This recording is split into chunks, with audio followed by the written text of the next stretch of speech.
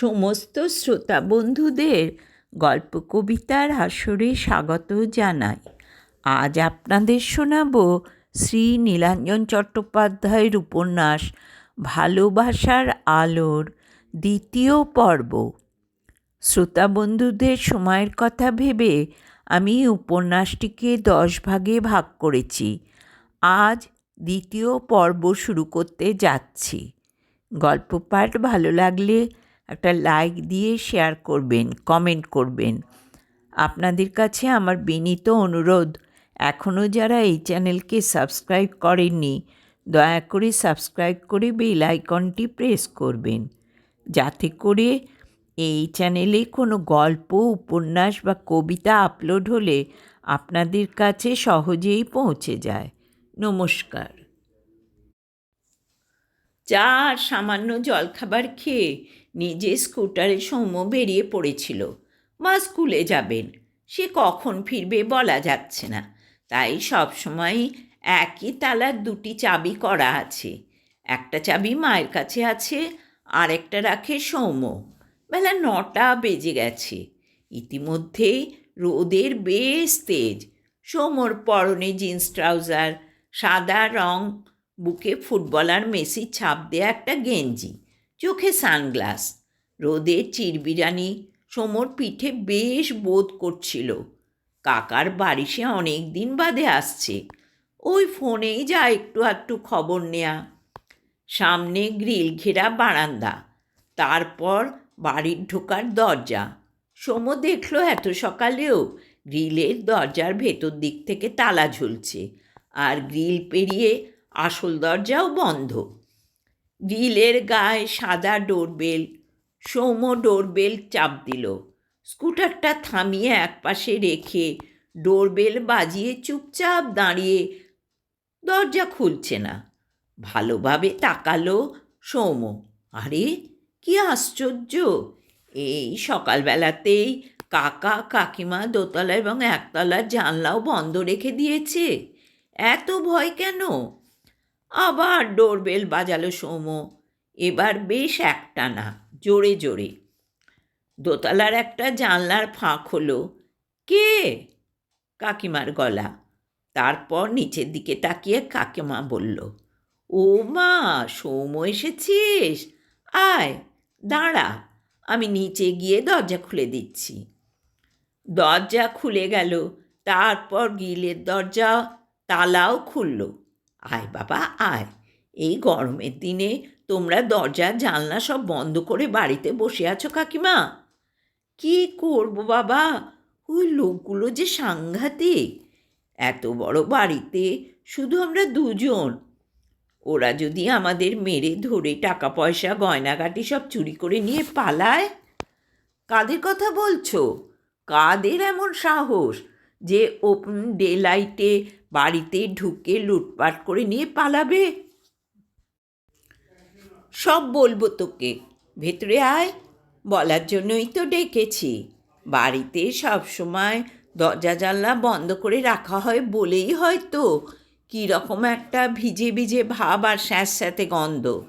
আর রোদ ঢোকে না বলেই হয়তো বাড়ির ভেতরটা বেশ ঠান্ডা। কাকিমার পেছনে দোতলার সিঁড়ি দিয়ে উঠে সৌম্য যে ঘরটায় এলো, সেখানে বড় খাটের মাঝখানে শুয়ে আছে কাকা। অনেক দিন পর দেখছে সৌম্য কাকাকে। বেশ মোটাসোটা চেহারা ছিল কাকার। মনে হয় বেশ রোগা হয়ে গেছেন। কোমরের নিচে একটা বালিশ, দুধারে 2টো পাশ বালিশ। কাকা শুয়ে আছে, মুখে দাড়ি গোফের জঙ্গল। দেখো কে এসেছে, কাকিমা বলল। কে? চিত হয়ে শুয়ে থাকার ফলে মুখটা ঘোরাতে চেষ্টা করলো কাকা। কাকিমা তাড়াতাড়ি গিয়ে খাটের বাজুতে আরও 3টে বালিশ দিয়ে কাকাকে সাবধানে পেছন থেকে টেনে এনে উঁচু বালিশে হেলান দিয়ে বসালো। কাকা এবার স্পষ্ট দেখতে পাচ্ছে সৌম্যকে। কে? সমু এলি? কেমন আছিস বাবা? তোকে যে আমাদের দরকার। তোমার বাতের ব্যথা কি আরও বেড়েছে কাকা? আগের থেকেও অনেক বেশি রোগা হয়ে গেছো। ব্যথা সারল কোথায়? পা থেকে কোমর পর্যন্ত ক্রমশ দুর্বল হয়ে পড়ছে।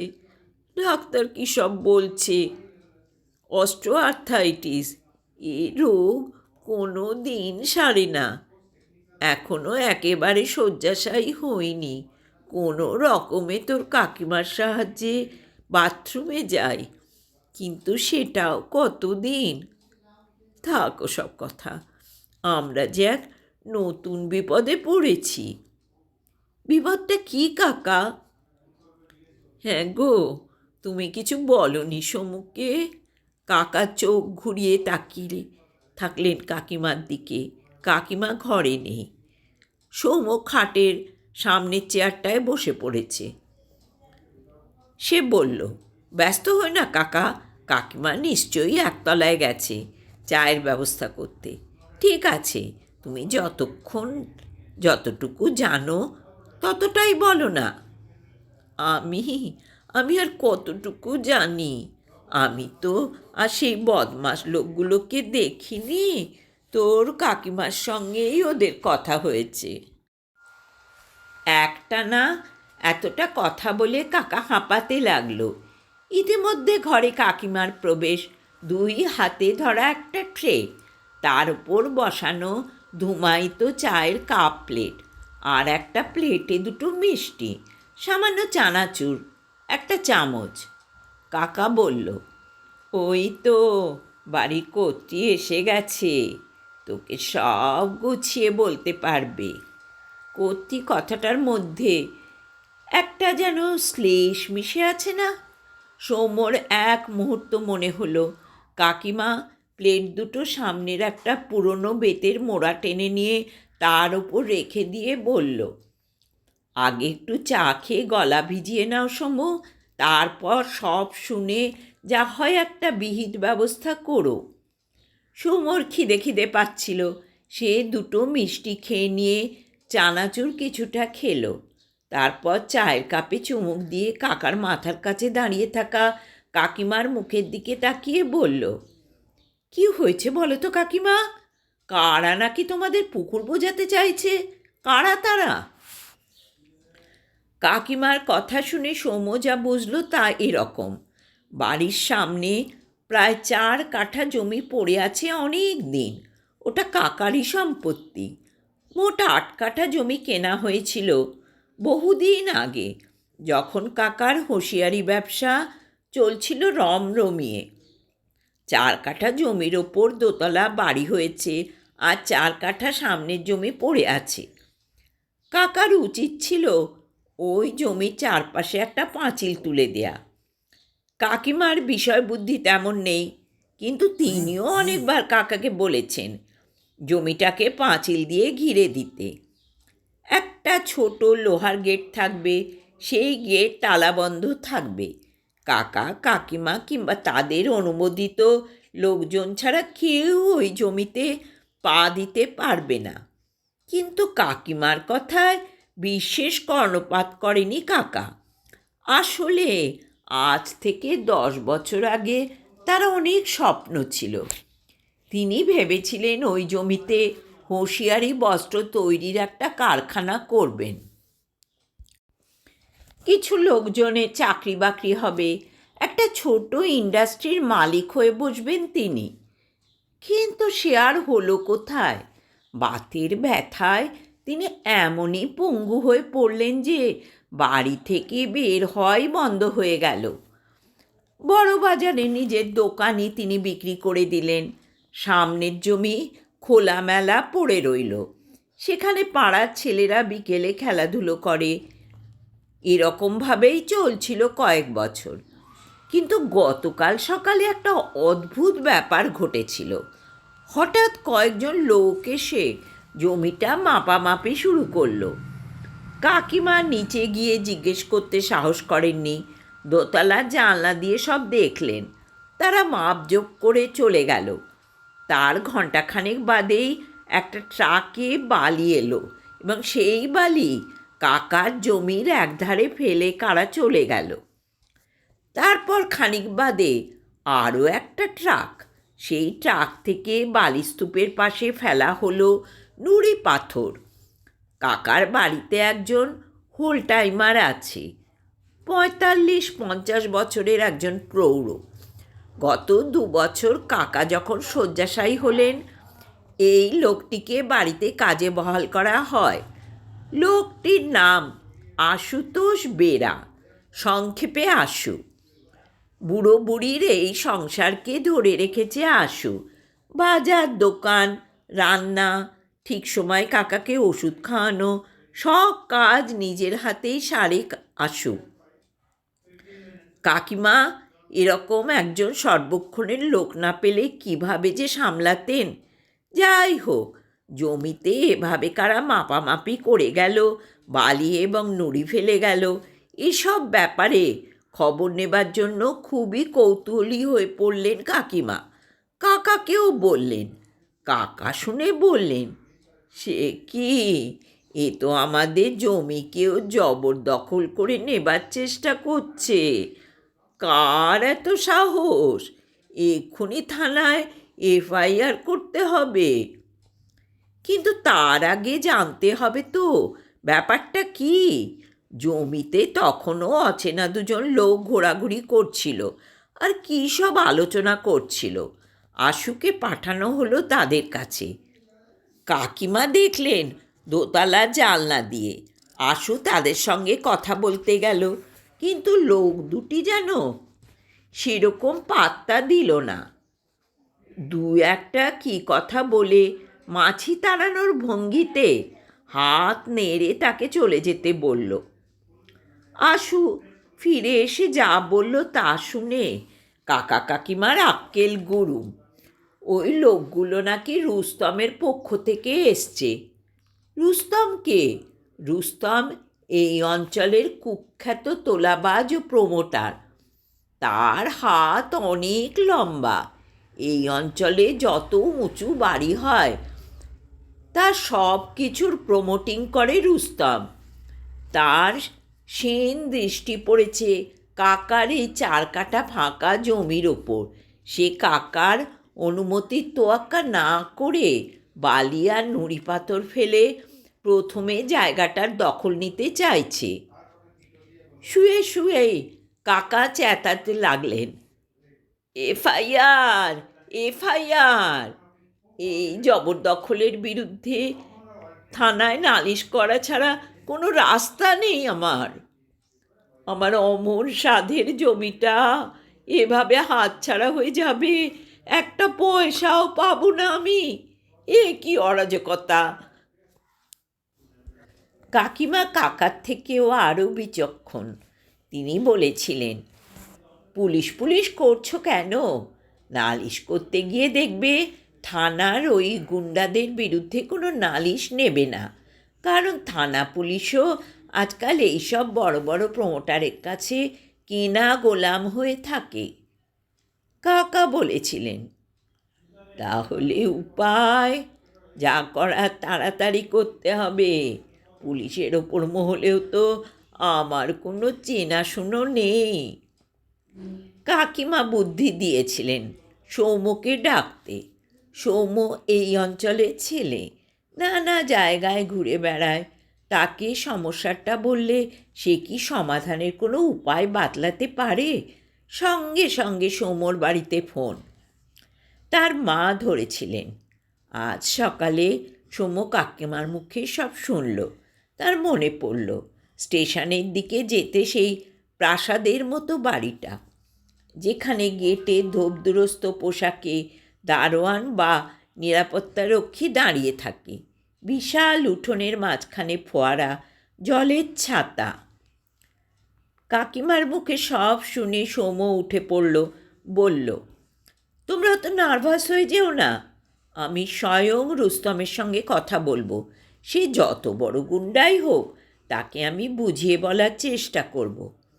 এই জমিটা এভাবে জবরদখল করা তার উচিত নয়। চারপাশে কত পুকুর পড়ে আছে। সেই সব পুকুর বুঝিয়ে সে বাড়ি তুলুক আর বিক্রি করুক, কে তাকে বাধা দেবে? কিন্তু এই সামান্য 4 কাঠা জমি, আমি দেখছি কি করা যায়। তুমি কি এখন রুস্তমের বাড়ি যাবে? হ্যাঁ কাকা, তাই করব। সরাসরি ওর সঙ্গে কথা বলার চেষ্টা করব। কাকিমা বললেন, লোকটা তো ভালো নয় সৌম্য, তুই সাবধানে থাকিস, তোর জন্য আমার চিন্তা হচ্ছে। সৌম্য মুচকি হেসে বলেছিল, দুশ্চিন্তার কিছু কারণ নেই। আমরা যাদের দূর থেকে ভয় করি তারা হয়তো অতটা ভয় পাওয়ার মতো লোক নয়। আমি লোকটার সঙ্গে সরাসরি কথা বলে দেখতে চাই ওর মতলবটা কী।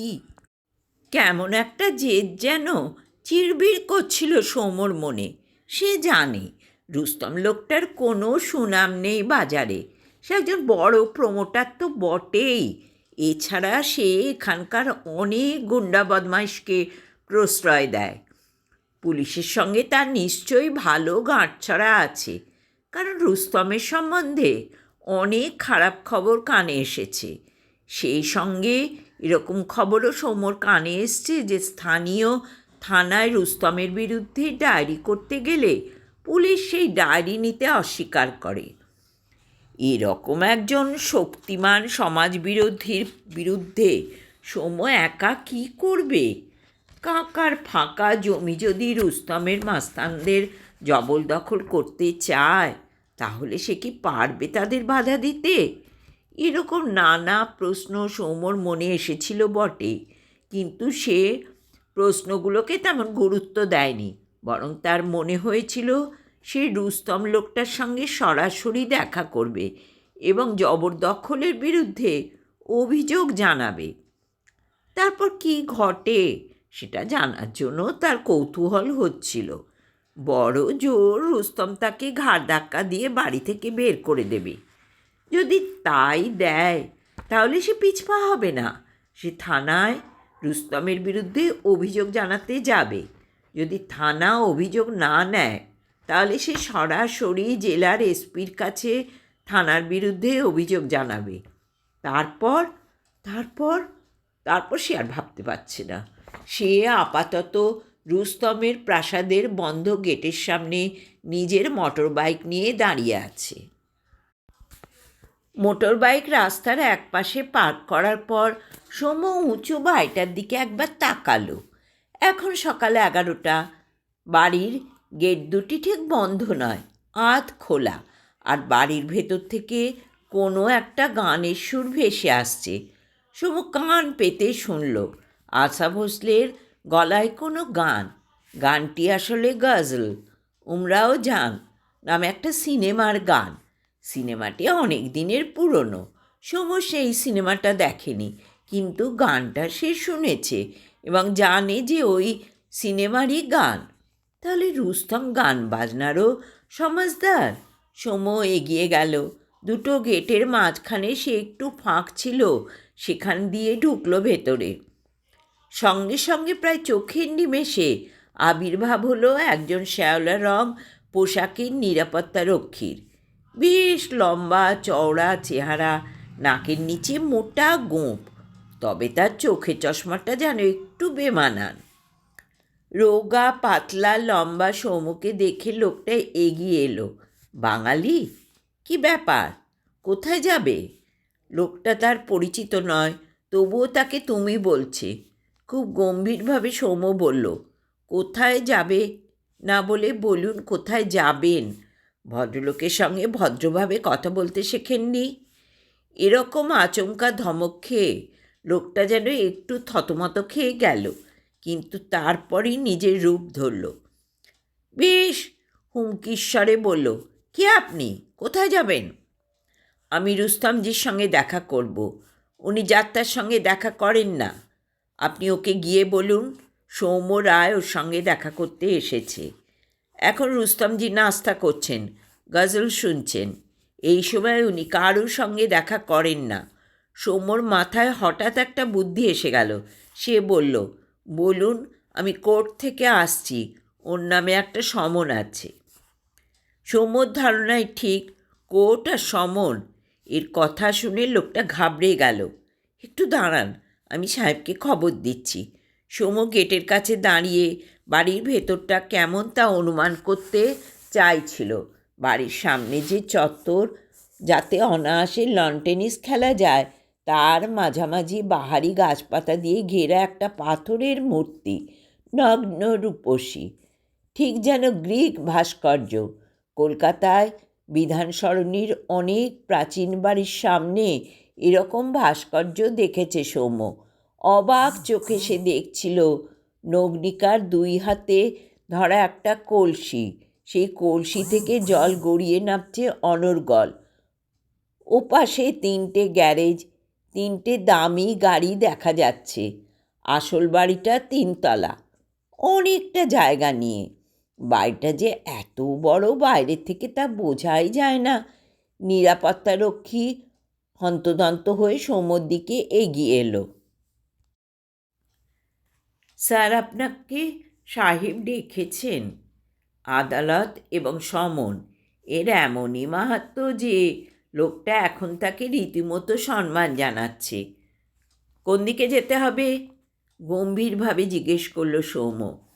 এই যে, আসুন আমার সঙ্গে। জুতো পায়ে দিয়েই সে ঘরটিতে তাকে নিয়ে আসা হলো। সেটি এক বিশাল ঘর, বোধহয় 7-8টা সোফা ছড়ানো, মেঝেতে পুরু কার্পেট, একদিকে একটা গণেশের মূর্তি প্রায় 4 ফুট উঁচু। ঘরটি যে শীততাপ নিয়ন্ত্রিত তা বুঝেছে সৌম্য। সামনের একটা সোফা দেখিয়ে নিরাপত্তারক্ষী বলল, বসুন স্যার, সাহেব এখনই আসছেন। সৌম্য কিঞ্চিত আড়ষ্টতার সঙ্গে সোফার একধারে বসল। খানিক বাদেই ঘরে প্রবেশ করল যে সেই সম্ভবত রুস্তম। সৌম্য অবাক হয়ে তার চেহারার দিকে তাকিয়ে রইল। উচ্চতা তো 6 ফুট হবেই, তার বেশিও হতে পারে। সাদা চোস্ট পাজামা আর সাদা পাঞ্জাবি পরনে, মেয়েধীন খাপ খোলা তলোয়ারের মতো শরীর, টকটকে ফর্সা গায়ের রং, মাথার চুল কোঁকড়া, গালে চাপদাড়ি, চোখের দৃষ্টি ধারালো। এতদিন এখানে আছে রুস্তম, কিন্তু কোনোদিন এই মানুষটাকে বাইরে দেখতে পায়নি সে। অথচ এর কত দুষ্কর্মের কথা সে শুনেছে। লোকটা এসে সৌম্যর ঠিক বিপরীত দিকে সোফায় এসে বসল। সৌম্যর মনে হলো ধারালো দৃষ্টি দিয়ে এক মুহূর্তে যেন মাথা পর্যন্ত তাকে যাচাই করে নিল। সৌম্যর বুক ঢিপ ঢিপ করছিল। মিথ্যে পরিচয় দিয়ে সে এখানে ঢুকেছে, কিন্তু ভয় পেলে চলবে না। লোকটা বেসিক্যালি একজন ক্রিমিনাল, তোলাবাজ। কাকার জমি বেদখল করার বিরুদ্ধে সে নালিশ জানাতে এসেছে। তাকে শক্ত হতে হবে। হাত জোর করে প্রণামের ভঙ্গিতে লোকটা বলল, আমার নাম সৈয়দ রুস্তম। আপনি নাকি আদালত থেকে আমার নামে সমন নিয়ে এসেছেন। আমার নামে তো অনেক মামলা চলছে, অত খেয়াল রাখতে আমি পারি না। আমার সেক্রেটারি সব কাগজপত্র গুছিয়ে রাখে, তা সে তো এখনো আসেনি। আপনি সমনটা আমাকে দেখাতে পারেন? সৌম্যর বুক ঢিপ ঢিপ কমে এসেছে। ভয় পেলে চলবে না। মিথ্যে কথা বলে সে বাঘের গুহায় ঢুকে পড়েছে। এখন তাকে সত্যি কথা বলে দেখতে হবে রুস্তমজি কেমন ব্যবহার করেন। সৌম্য হাত জোর করে বলল, নমস্কার, আমার নাম সৌম্য রায়। আমি প্রথমেই আপনার কাছ থেকে ক্ষমা চেয়ে নিচ্ছি। আমি আদালত থেকে আসছি না, আমার কাছে কোনো সমনও নেই। এটুকু মিথ্যে না বললে আপনার নিরাপত্তারক্ষীরা আমাকে আপনার কাছে আসতে দিত না। আমি আসলে আপনার কাছে একটা অভিযোগ নিয়ে এসেছি। প্রথমে রুস্তমজির কপালে স্পষ্ট কয়েকটা ভাঁজ পড়ল। ফর্সা মুখে লাল আভা, অর্থাৎ রাগ কিংবা ক্রোধ। চোখের দৃষ্টি প্রখর হয়ে উঠল কয়েক মুহূর্ত, মাত্র কয়েক মুহূর্ত। সৌম্য যেন বজ্রপাতের মতো নিজেকে প্রস্তুত করছিল। কিন্তু কি আশ্চর্য, পর মুহূর্তেই রুস্তমজির মুখের ভাব পাল্টে গেল। তিনি হাততালি দিয়ে হেসে উঠলেন হো হো করে। তারপর বললেন, আজ সকালে বহুত মজা দিলেন তো আপনি। এটা ঠিক যে আমার সিকিউরিটিরা একটু বেশি বাড়াবাড়িই করে, চট করে কাউকে ঢুকতে দিতে চায় না। কিন্তু আপনার প্রেজেন্স অফ মাইন্ডের প্রশংসা না করে আমি পাচ্ছি না। কী অভিযোগ জানাতে এসেছেন আমার কাছে? কি? সৌম্য নিজেকে গুছিয়ে নিয়ে বলতে যাচ্ছিল, কিন্তু তার আগে রুস্তমজি হাত তুলে তাকে থামালেন। বললেন, মর্নিংয়ে আপনি এসেছেন বাড়িতে, আমার প্রথম মেহমান। একটু চা হয়ে যাক। রুস্তমজি হাততালি দিলেন, গুনে গুনে ঠিক দুবার। ঘরের পর্দা সরিয়ে অন্দরমহল থেকে একজন তাগড়াই চেহারার লোক প্রবেশ করল। সেও বেশ লম্বা, দুর্গা, এক কথায় ব্যায়ামবীরের মতো চেহারা। তবে পরনে একটা ধুতি, মালকোচা দিয়ে পরা, আর চোখ দুটো জবা ফুলের মতো লাল। রুস্তমজি তাকে আদেশ দিলেন, দো চায়, কুচ নাস্তা। লোকটা চলে গেল। 5 মিনিটের মধ্যে নিয়ে এলো ট্রেতে স্টিলের গ্লাসে চা আর একটা বড় প্লেটে কাজু বাদাম আর 2টো সন্দেশ। সমস্ত ট্রেটাই সে নামিয়ে দিয়ে গেল দুজনের মাঝখানে একটা সুদৃশ্য কারুকার্য করা সেন্টার টেবিলে। রুস্তমজি নিজে খাবারের প্লেট আর গ্লাসটা সৌম্যর দিকে বাড়িয়ে দিলেন, আর নিজে নিলেন শুধু চা। সৌম্য মিনমিন করে বলল, এত খাবার আমি খাবো? আপনি? আমি এখন চা ছাড়া মুখে কিছু দেব না, আপনি খান। বললাম না, আজ সকালে আমার বাড়িতে আপনি প্রথম মেহমান, তাই আপনি যেই হোক, আপনাকে আমি খাতির করছি। নিটোল এক একটা নুনে ভেজানো কাজু, সবই খেলো। মিষ্টি 2টো, এখানে লজ্জা করার কোনো কারণ নেই। চায়ের স্বাদও দারুণ, খাঁটি গরুর দুধের। রুস্তমজি চায়ের পাত্রে একটু চুমুক দিচ্ছেন, সৌম্য তাই। এবার রুস্তমজি বললেন, এবার শুনি মশাই, আপনার অভিযোগটা কি? সৌম্য এতক্ষণ বুঝেছে এই লোক বহু চতুর ধূর্ত, ক্ষমতাবান তো বটেই। এই ধরনের মানুষরা স্থাবকতা পছন্দ করে, তাই সে তার কথাবার্তা স্থাবকতা দিয়েই শুরু করলো। রুস্তমজি স্যার, আমি প্রথমেই আপনাকে ধন্যবাদ জানাচ্ছি আপনার আতিথেয়তার জন্য। শুনেছি আপনি কোটিপতি মানুষ এবং সমাজে অনেক উচ্চস্তরে আপনি। আরে এসব কি বলছেন ভাই? আমি একজন ছোটোখাটো আদমি আছি। পুলিশের কাছে কত অভিযোগ আছে জানেন আমার বিরুদ্ধে? অনেক মামলা চলছে কোর্টে। সেই কারণেই তো যখন বলা হলো আপনি কোর্ট থেকে সমন নিয়ে এসেছেন, আমি তাড়াতাড়ি আপনার সঙ্গে দেখা করতে এলাম। কারণ এরকম সমন নিয়ে আমার কাছে আদালত থেকে প্রায় লোকজন আসে। আপনার কাজ কারবারের ব্যাপারে কত রকম ঝামেলা আছে তা আমি জানি না স্যার, ঝামেলা থাকতেই পারে, কিন্তু আজ আমি আপনার কাছ থেকে যে ব্যবহার পেলাম তা সত্যি আশা করিনি। আমি ভেবেছিলাম আপনি আমার সঙ্গে দেখাই করবেন না, দারোয়ান দিয়ে ভাগিয়ে দেবেন। তার বদলে আপনি... হয়েছে হয়েছে। রুস্তমজি আশীর্বাদের ভঙ্গিতে হাত তুললেন। শাস্ত্রে বলেছে, নিজের প্রশংসা বেশি শুনলে মাথা মাটিতে পড়ে যায়, অর্থাৎ কি না মানুষটার মৃত্যু হয়।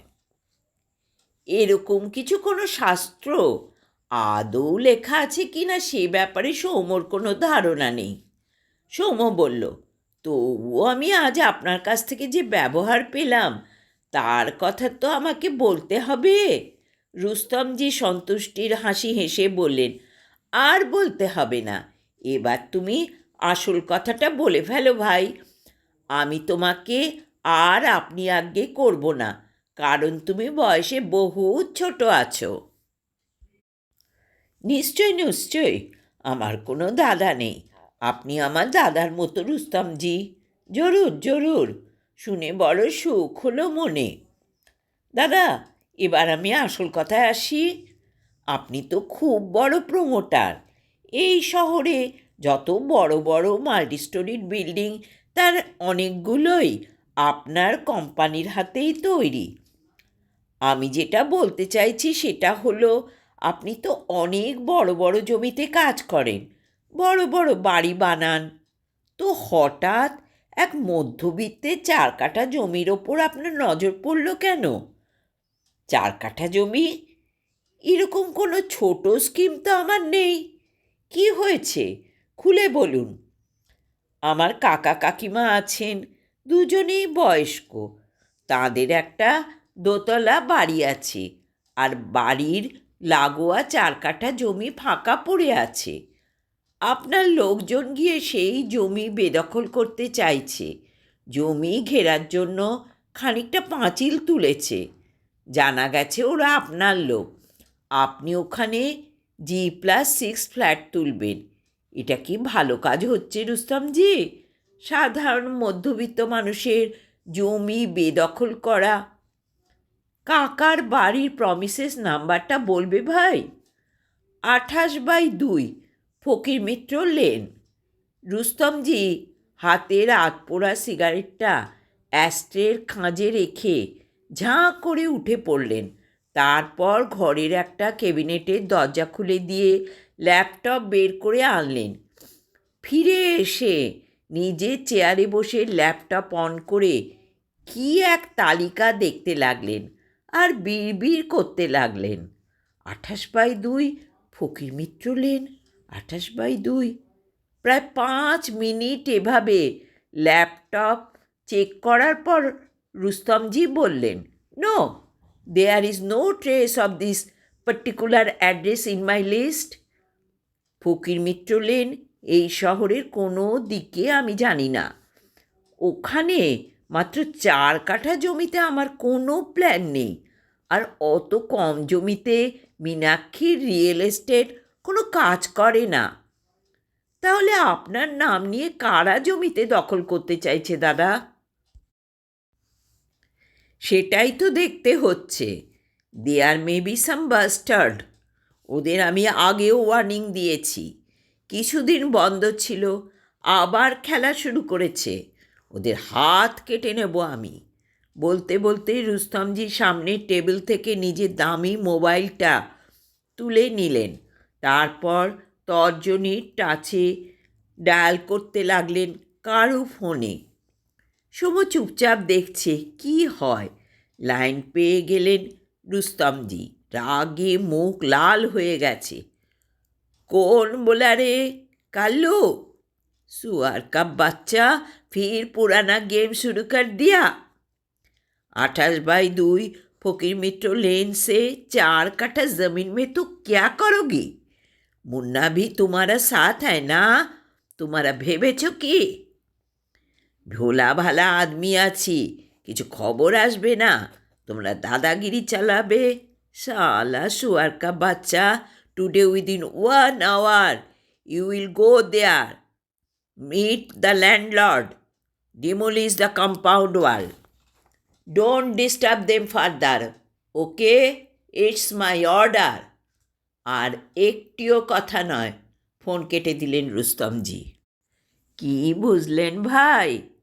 স্যার, আপনাকে কিভাবে ধন্যবাদ জানাবো? সোমো উঠে গিয়ে রুস্তমজিকে প্রণাম করতে গেল। এটুকু অভিনয় তাকে করতেই হবে। রুস্তমজি দৃশ্যত খুশি হয়ে প্রণাম নিলেন না। বললেন, আমার নাম নিয়ে আমারই 2 কর্মচারী শহরে তোলাবাজির চেষ্টা করে। খবর পেলেই আমি ব্যবস্থা নিই।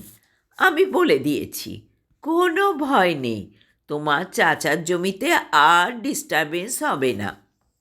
নমস্কার স্যার, আমি আসি। শোনো ভাই, তোমার নাম তো সৌম্য রায়। তুমি বহুত ব্রেভ লড়কা আছো। আমার এস্টেটে কাজ করবে? কি কাজ স্যার? ভালো মাইনে পাবে, তবে কিছু রিস্কও আছে।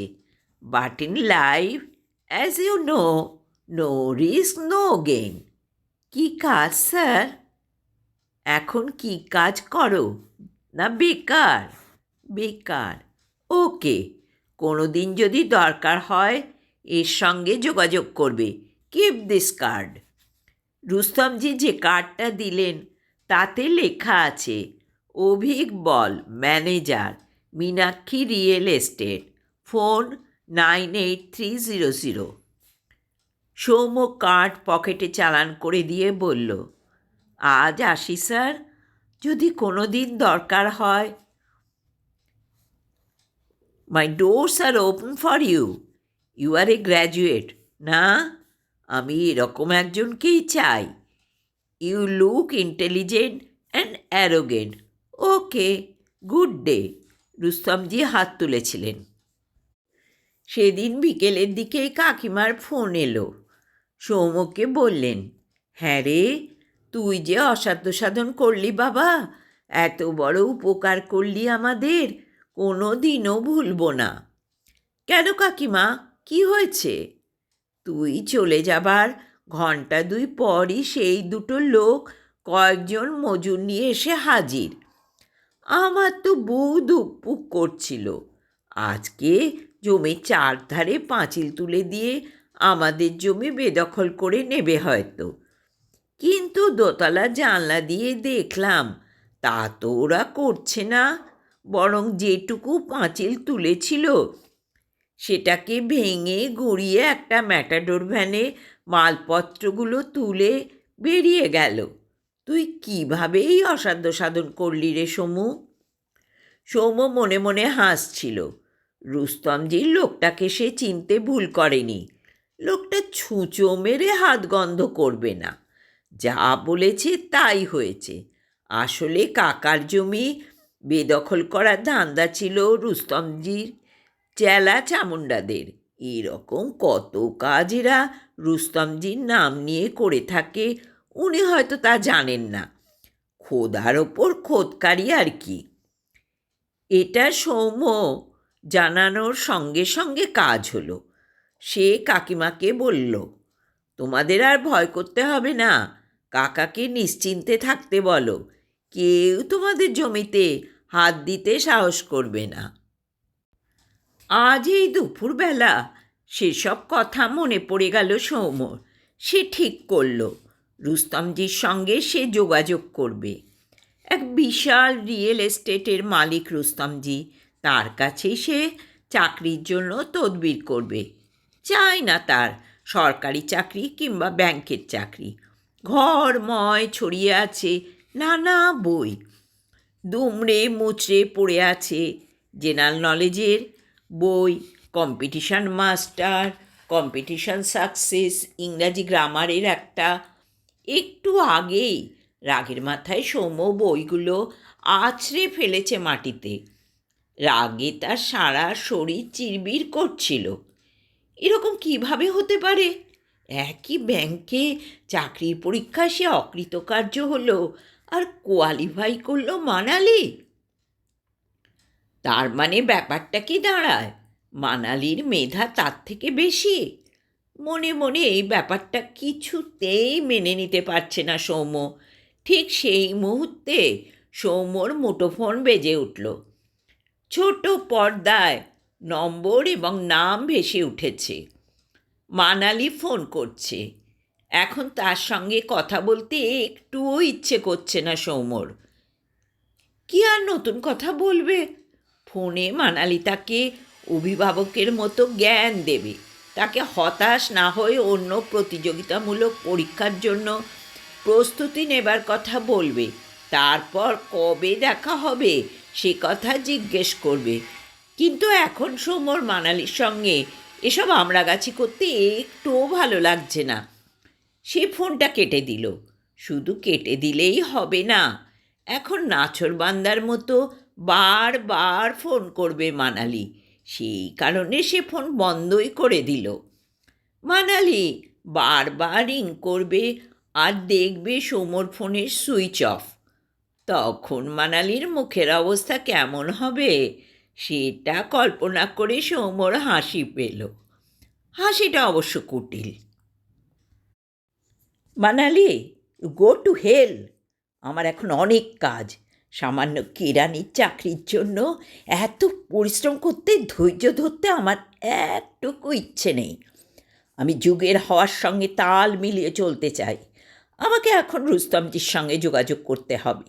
রুস্তমজি বলেছিলেন, you look very smart, brave and intelligent. আমার অফিসে লোক দরকার। চাকরি করবে? কিন্তু আমি ভীষণ অগোছালো। সৌম্য ভাবল, কোথায় রেখেছি রুস্তমজির দেয়া সেই কার্ডটা? কোথায়? টেবিলের ড্রয়ারে রেখেছি হয়তো। ড্রয়ার টেনে খুলল সৌম্য। কত রকম টুকরো টাকরা কাগজ এলোমেলো হয়ে আছে। তার মধ্যে কার্ডটা কোথায় গুঁজে রেখেছে? তার মা যে তাকে বলেন, খোকা তুই একেবারে মেথডিক্যাল নয়। সেটা ঠিকই বলেন। প্রাণপণে ড্রয়ারের ভেতর কাগজ হাতড়াচ্ছে সৌম্য। বেশিক্ষণ সময় লাগলো না অবশ্য, পেয়ে গেল। কার্ডটা বারবার পড়ল।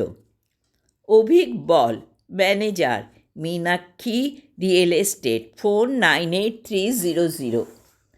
এবার একবার ফোন করলে কেমন হয়? যদি দেখা করতে হয় আজই করবে। মোবাইলে অভিক বলের নাম্বার ডায়াল করতে লাগলো সৌম্য। প্রথমে কয়েকবার এনগেজড, তারপর আবার ডায়াল। এবার গান শুনছে সৌম্য। তোমাতে আমাতে দেখা হয়েছিল জানি না কবে কোথায়। হ্যালো, বেশ ভারী গলা। Abhik Bal. Good afternoon mister Abhik Bal. Good afternoon. কে বলছেন? আমার নাম সৌম্য রায়। আমি আপনার অফিসে একটা অ্যাপয়েন্টমেন্ট চাই। আপনার পরিচয়? আমি একজন আনএমপ্লয়েড ইউথ। আনএমপ্লয়েড? চাকরি চান? আমাদের অফিসে চাকরি ফাঁকা আছে আপনাকে কে বলল? রুস্তমজি আমাকে আপনার কার্ড দিয়ে দেখা করতে বলেছেন। রুস্তমজি? আপনি তার সঙ্গে মিট করেছেন? আগে হ্যাঁ, প্রয়োজন হলে রুস্তমজির সঙ্গে ভেরিফাই করে নিন। ও প্রান্তে কিছুক্ষণ নীরবতা। অভিক বল বোধহয় ভাবতে কিছুটা সময় নিচ্ছে। আচ্ছা, আপনি ঘণ্টাখানেক বাদে ফোন করুন তো। তবে এই নম্বরে নয়, আর একটা নম্বর দিচ্ছি। অভিক যে নম্বরটা দিল সেটা সৌম্য নিজের ফোনে সেভ করে নিল। তারপর ফোনটা ছুঁড়ে বিছানায় ফেলে দু হাতে মুখ ঢেকে বিছানায় বসে রইল। যে রাস্তায় আমি যেতে চাইছি সেটা কি ঠিক রাস্তা? আমি রুস্তমজির মতন একজন কুখ্যাত প্রমোটারের কাছে চাকরি চাইতে যাব? মানালি এটা কিভাবে নেবে? একটা পরীক্ষায় অকৃতকার্য হয়েছি, তা কি হয়েছে? আরও অনেক পরীক্ষা আছে। নানা রাষ্ট্রায়ত্ত ব্যাংকে লোক নিয়োগ হবে, পরীক্ষাও হবে। সেখানে আবার পরীক্ষা দিতে পারি আমি। এছাড়া স্টাফ সিলেকশন পরীক্ষা, পিএসসি পরিচালিত পরীক্ষা, এমনকি একটু খেটে পড়াশুনো করে আমি তো ডব্লিউবিসিএসও পরীক্ষাও দিতে পারি। ঠিক এখনই চাকরি না পেলে আমি খেতে পাবো না, কিংবা আমার সংসারে হাঁড়ি চলবে না। অবস্থা তো সেরকম মোটেই নয়। বস্তুত তাদের মা ছেলের সংসারে কোনো অভাবই নেই। বাবার 50% পেনশন মা পায়। মা নিজেও চাকরি করে। এখনও মায়ের চাকরি আছে বছর 5। মা তো সৌম্যকে পরিষ্কার বলেই দিয়েছে, চাকরি করতে হলে একটা ভালো চাকরি তোমাকে পেতে হবে সৌম্য। যত কম্পিটিটিভ পরীক্ষা আছে সব পরীক্ষাতেই তুমি চেষ্টা করো। সংসারের কথা ভাববে না। আমি যতদিন বেঁচে আছি তোমাকে সংসার নিয়ে ভাবতে হবে না। তুমি নিজের কেরিয়ার নিয়ে ভাবো। আর একটা কথা তোমাকে বলি সমু, আমি এক্ষুনি মরব না। মানুষের মনের জোরই হলো আসল। আমার মনের জোরই আমাকে বাঁচিয়ে রাখবে। তাছাড়া কেন আমি এত অধৈর্য হচ্ছি? একটা পরীক্ষায় সাকসেস আসেনি, তাতে কি হয়েছে? পরের পরীক্ষাতে আমি সাকসেসফুল হবই। সুতরাং এখনই অভিক বলের সঙ্গে দেখা করার দরকার কি? একেবারে ওদের খপ্পরে পড়লে আর কি বেরিয়ে আসতে পারবো? একটা সিগারেট ধরালো সৌম্য। এদিক ওদিক তাকালো, চায়দানিটা পাচ্ছে না। কোথায় রেখেছে কে জানে। এই ঘরে সব কিছুই অগোছালো, এলোমেলো। আর এলোমেলো জীবন যেন সৌম্যর পছন্দ। এমন সময় মোবাইল বেজে উঠল। পর্দায় নম্বর এবং নাম মানালি। মুহূর্তে সৌম্যর মনের মধ্যে একটা আলোড়ন। একই পরীক্ষায় সে সাকসেস পায়নি, মানালি পেয়েছে। তার মানে কি মানালির মেধা তার থেকে বেশি? মানালিকে দেখলেই তো তার এই কথা মনে পড়বে যে মানালি তাকে হারিয়ে দিয়েছে। হ্যাঁ, হারিয়ে দিয়েছে, কিন্তু এটা হতে পারে না। মানালি তার থেকে বেশি মেধাবী, এটা সে মনে করে না। তাহলে ফোনটা বেজেই যাচ্ছে। হ্যাঁ বলো, কি ব্যাপার? ঘুমিয়ে পড়েছিলে নাকি? হ্যাঁ, তুমি এবার চাকরি করবে আর আমি ঘরে বসে খাবো আর ঘুমোবো। সেটা হলে ক্ষতি কি? কোনটা? ওই তুমি যেটা বললে, আমি চাকরি করব আর তুমি ঘরে বসে খাবে আর ঘুমোবে। সেটা প্রথম প্রথম ভালো লাগবে মানালি, তারপর আহ, তুমি সব কথা এত সিরিয়াসলি নিচ্ছ কেন সৌম্য? তোমার দেখছি মুড অফ। কিছুই হয়নি। কি বলছিলে বলো? আজ দেখা করবে? আজ? কোথায়? একাডেমিতে। আজ একটা ভালো নাটক আছে, যাবে? কি নাটক? ম্যাকবেথ। ম্যাকবেথ সিনেমা দেখেছি, আকিরা কুরোসাওয়ারের, জাপানি পরিচালক, অনবদ্য। আমি তো তোমার মতো ফিল্ম সোসাইটির মেম্বার নয়, আমার দেখা হয়নি।